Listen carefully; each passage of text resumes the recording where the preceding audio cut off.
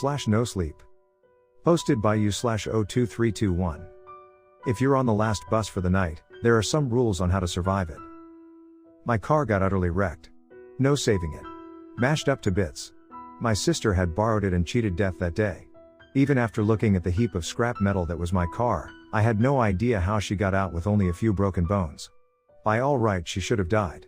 But that was my sister. She has the best luck. She married a good guy with a decent amount of money for them to live comfortably. The day of the accident, they had taken their car in to get the snow tires switched to all-season ones. Her job wanted her to come in for an extra shift. She almost refused, but I lent her my car for the day. I was so thankful for having my sister I didn't even think about I now had to take the bus for work. Thankfully my boss let me have the weekend off after seeing photos of the crash. He also had no idea how my sister lived. I took care of things while she was in the hospital and soon found out city transportation isn't reliable. It arrives late. Or too early. Or not at all. Sometimes it's so packed you need to stand for the entire ride. And it takes forever. A city bus could take over an hour to get to a location that was only a 10-minute drive away. I sometimes could walk faster than the bus. But I couldn't afford getting a taxi to and from work. I thought about borrowing a bike, but it was still cold. During the day it was fine, but I worked late into the night. Even just waiting for the last bus nearly froze me to death. Sure, it wasn't going to snow anymore, but I'm very sensitive to the cold. I just never adjusted to the climate after we moved further up north. So, no biking home. Aside from all that, the bus wasn't all that bad. I could get some reading in. I couldn't read while driving. And most books I enjoyed didn't have audiobooks. That's how I found myself on the last bus home after a week of missing my car. My sister was doing fine and I could finally relax a little after a stressful week of being late to work because of my new form of transportation and losing an hour of sleep each night riding home. Because it was so late it was only myself and the driver for most of the ride. I still had half the ride to go when the bus stopped to pick someone up. My nose buried inside my latest trashy romance, I didn't even look up to see who it was. Even with the empty bus they sat in front of me. Odd, but I wasn't complaining. I took a quick glance up and noticed they were short. And had bleach white hair. I glanced at my watch and groaned at how it was so close to midnight. I lived close to the bus depot, so that was lucky. Not every route had a bus running so late. I got off the second last stop. The bus normally turned its light off once I got off, so I knew it was out of service when I was within walking distance of home. In the past week I had never seen anyone get on this late. I shrugged and went back to my book. Then another person got on. Which was weird. I didn't think we had actually stopped. Just paused at red light. But I had seen kind bus drivers who picked people up if they tapped on the front door if the bus had stopped somewhere. This time I peeked up, but the person who got one was so tall they crossed the bus fast. They were dressed in black and had passed me before I got a good look at them. I started to turn my head for a discreet peek, but a voice in front of me made me stop. Don't look at it. The voice was soft and it sounded like it belonged to a child. I stared at the person in front of me instead of the one who just passed behind. It? I asked slowly. May I sit beside you? It was an odd request, but if I was talking to a child, I didn't see why not. Without waiting for an answer, the small child in front of me got up from his seat and walked to sit next to me. I was guessing it was a boy, but it's hard to be sure of children. He was wearing gender-neutral clothing. Just a big gray sweater, jeans, and I was shocked to see no shoes. Why was he out so late? Where was his parents? Why was he missing his shoes? I had put the other person on the bus out of my mind as I looked over at the child. He finally raised his head to look at me, and under his long wavy white hair, pink eyes stared at me. I had never seen someone who was albino before. Aside from some photos. It was off-putting for a second. But I focused on the more important questions. What are you doing out so late? Do you have a guardian I can call? Are you hurt? And where are your shoes? Each question made him look slightly more annoyed. He had a very neutral look, but his eyes narrowed just enough to make me stop and let him answer. In the past 6 months, 10 people have disappeared from this bus route. 4 have been bus drivers. Are you aware of this? He was speaking so softly he was hard to hear. But I got the idea. I had actually heard the stories in a way. I've overheard people at my job talking about some missing bus drivers on the last bus for the night. I've been so busy at work I never stopped to chat. I heard there was a post going around lone about the rules to survive the last bus, but I again, never cared enough to look it up. Aren't you too young to be scary story hunting? Is this for a video? You really should be in bed. I let out a sigh and put my book away in my bag. I was reaching for my cell phone to see how to report a missing child when he slouched in his seat. Fine. If you do not believe me, then look behind us at the figure sitting at the back of the bus. It's your life after all. He sounded a little like he was pouting. And strangely, a little too mature for his face. I gave him a confused look.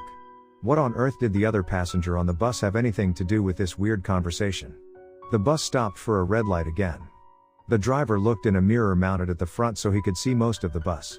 Since we were on an empty street, he felt safe enough to take his eyes off the road and look behind at us. Hey Missy, who is your friend? And when did he get on? I don't remember him at all. The driver said back to me, looking genuinely confused over the boy's presence. That made me look from the driver to the boy a few times. He was still sulking. I gave his arm a very light poke to make sure he was really there and the both of us weren't sharing a hallucination. I don't know who he is. He got on a few stops ago. Like a few minutes before midnight. The driver looked even more confused. The light had turned green, so he started the bus back up just to pull off to the side of the street and out of the way in case any cars came past.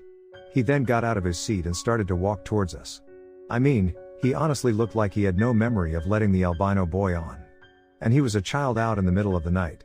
It was a good idea to stop and try and figure out where he was going and why he was alone. Hey champ, what's your name? The man asked when he was a step or two away from us.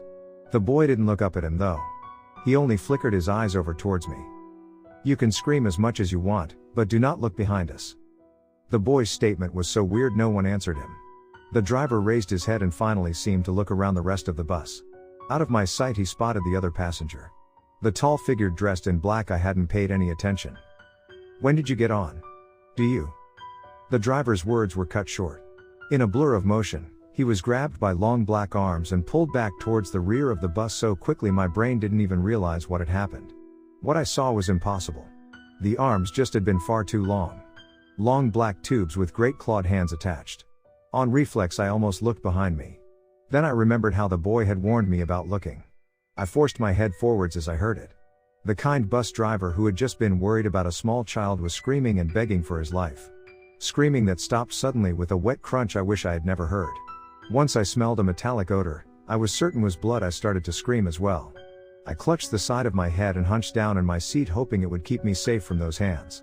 I screamed and had to force myself to stop, fearing they would make whatever just happened to the driver happen to myself. You can keep screaming. Once it's out of your system I can tell you how to stay alive. The boy's voice had changed. I still knew it was his, but it sounded much more confident and much more like an adult. Far different than moments ago. I blinked away tears and looked at him. My body shaking, but I had to trust him. What is going on? I pleaded, praying to get an answer. If the last bus stops at a crossroad at midnight, a dark figure may enter the bus and sit at the back. Until it sits, you may look. But once it sits down, do not look at it. Do not turn your head. No matter what you hear. No matter anything else you experience. The moment you look, you become its target. The figure shall not leave until the bus finishes the route and is inside the depot. My entire body was screaming to just make a run for it. Even after the boy explained the situation, I just couldn't believe him. I wanted to just leave, but I could still smell the blood at the back of the bus. Still hunched over, I tried to think of a different way out. What are you talking about, and who even are you? I finally asked that question. I hadn't asked for his name yet. Odd as it should have been one of my first questions. Better late than never. You may call me Ellie. I am here to find out if this figure was the reason for the disappearances. I am not here to save you. I can only give you information. You must act and get yourself safely home. Now how am I going to do that? That thing killed the driver. I hissed and tears started to come back. I forced them down, not wanting to look weak in front of the boy. I was the adult and he was the calm one. But after what I had just seen, I couldn't be blamed for losing my cool for a few seconds. I know how to drive a bus, however. You need to be the one to do it. I'm too short to reach the pedals. Under his white hair I saw a flash of red on his cheeks. It faded as he straightened up and stood. Completely fearless, he walked towards the front of the bus, not looking back at me. He just stood right next to the driver's seat and waited for me to join him. It took everything I had to finally stand up. I walked over on shaking legs, clutching my bag. Every step I was certain I was going to be grabbed and ripped apart by those dark hands. Somehow though, I made it to the front. I closed my eyes so I didn't look in any of the mirrors and blindly stumbled around until I found my way into the driver's seat. I don't know if I can do this. Those mirrors. I might accidentally look at them. After I spoke, I heard a sound that could only be described as those worrisome mirrors being ripped down and tossed aside. I opened my eyes just enough to confirm that the mirrors were in fact torn off and gone from sight. I did not remove them to save you. They also bothered me. Understand? Ellie sounded suddenly very serious. I risked a dumbfounded side glance at him. He couldn't even reach the mirrors. How in the hell did he rip them off? He had no plan to explain it to me. Can't I just leave? I asked, shaking, staring forwards into the empty and dark road. No. You'll be unable to open the doors or windows. Until this bus finishes its route, you cannot leave. That was not at all good news. I had no choice but to learn how to drive a bus. After a crash course of how to start up the bus, and how to drive one, we were off. Very, very slowly off. There were no cars around, so we should be fine at a snail's pace until I got used to the hulking thing. Ellie was true to his word about knowing how to drive a city bus. With him beside me, I thought I was going to make it out alive. Only for a few minutes. Soon it started to get cold. Ellie didn't look like he noticed. With his stone face, it was hard to tell if anything that was happening bothered him in the slightest. In a few seconds the temperature dropped so low I could see puffs of my breath. With one arm I pulled my work clothing from my bag and placed them over my lap, trying to use them as a makeshift blanket. We slowly followed the route back to the bus depot. I had taken this route enough over the week I knew the way. I wanted to drive faster, but I was still not confident enough. My hands gripped the steering wheel so tightly my knuckles turned white. I shook in fear and from the cold. I almost couldn't take the cold. I wanted to give up even before the whispers came. Horrible whispers floating around accusing me of being jealous of my sister. Of wishing she had died. Whispers telling me to just look behind me. Saying everything would be easier if I did. Tears started to flow down my face. If I wasn't going so slow and steady, I might have put us at risk of serving and crashing. I jerked a little but corrected it before hitting the curb. I was so glad for the road being empty. But after a few minutes I couldn't take it and almost just stopped when Ellie's voice came from beside me. What are they saying? His voice was still as neutral as ever. Instead of sounding he was asking about ghostly whispers tormenting me, he sounded like he was asking for the weather report. They're saying I'm jealous of my sister. My teeth were chattering from the cold. I couldn't say much more. So? You can be jealous of her. And you can still love her, right? Say it back to the voices. That you can have both emotions. That you are only human. Weak, and yet very strong. His words held some truth in them. A warmth came back to me. It was still cold, but I could bear it. I found I could suddenly push through the voices around me. I could focus on the road and follow the route. We were so close to the depot. If I just pushed through for a few more minutes, I would be fine. I could go home. I repeated those words in my head. I would be fine. I could go home. I would be fine. I still loved my sister. I would be fine. Even though I was driving faster, those last few minutes felt like an eternity. But we finally arrived to the depot. I panicked for a few seconds, but Ellie's told me where to go. Oddly enough, everything was unlocked. The large garage door for the buses was open and dark. No one was around. I wondered if Ellie had anything to do with this. He was so clearly not human at that point. Child or not, he had to have something to do with the fact no one being ready to receive the last late bus. The moment I parked and shut the bus off, I let out the biggest sigh of relief. I was ready to leave. Beyond ready. Don't move yet. Let me look first. I was a little annoyed at Ellie. But he was right. He had said that the dark figure would leave after the bus was in the depot, but it's best not to take risks. I looked sideways at him as he turned his head to look behind us. He stared and I couldn't read the expression on his face. He was about to look back at me to give the all clear, but those long dark claws came shooting out. In utter horror I watched the claws rip through his shirt and into his stomach so hard they slammed his small body against the toll collector so hard it bent the metal. Ellie had a look of confusion. He didn't shout or cry out in pain. I reached out my hand to grab him, but was too slow. He was dragged out at sight into the back of the bus. And I wasn't having any of it. I had seen a photo the driver had put up of his family. This man had people waiting for him and that creature took him away. And now it broke the rules and snatched Ellie. In my rage all my fear disappeared and I closed my eyes and stumbled off of the driver's seat.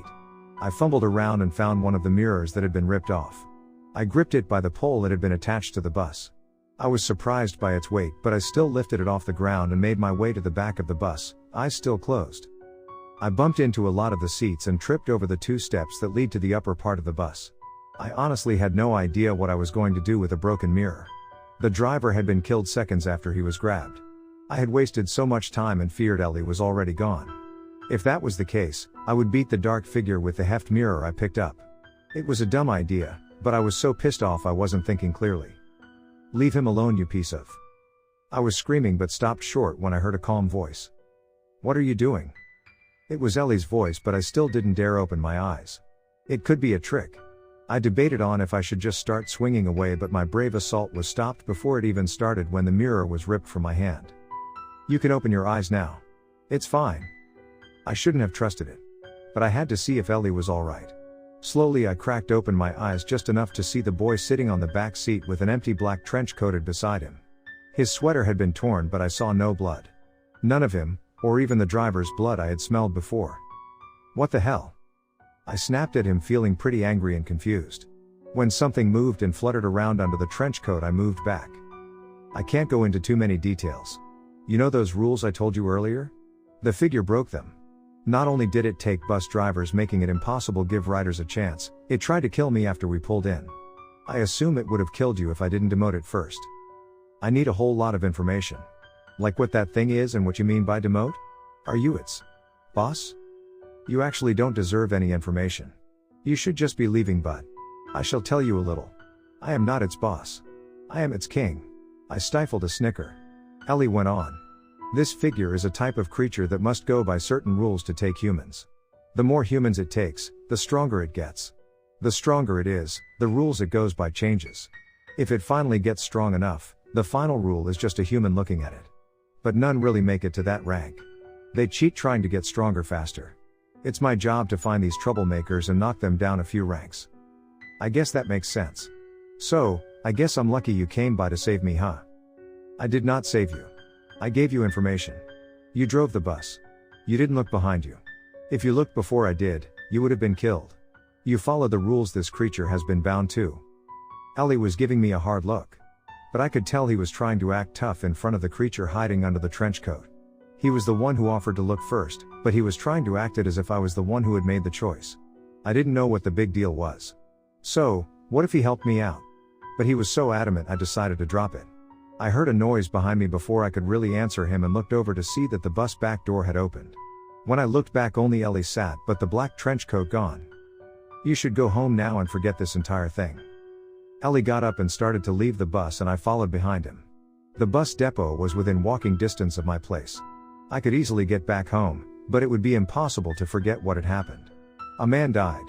I saw something unnatural. And I sorta stole a bus for a few blocks. I'm not going to be arrested for anything, am I? No. You'll be fine. Just go home. Ellie was about to walk away from me, but I couldn't let him go just yet. I had a spare light jacket in my bag along with my work clothes. I stopped him and placed the jacket on his shoulders. "It's cold out. And you got your sweater torn. You shouldn't be so kind to me. I used you as bait." Even if that was the case, I still forgave him. Because of him I lived another night.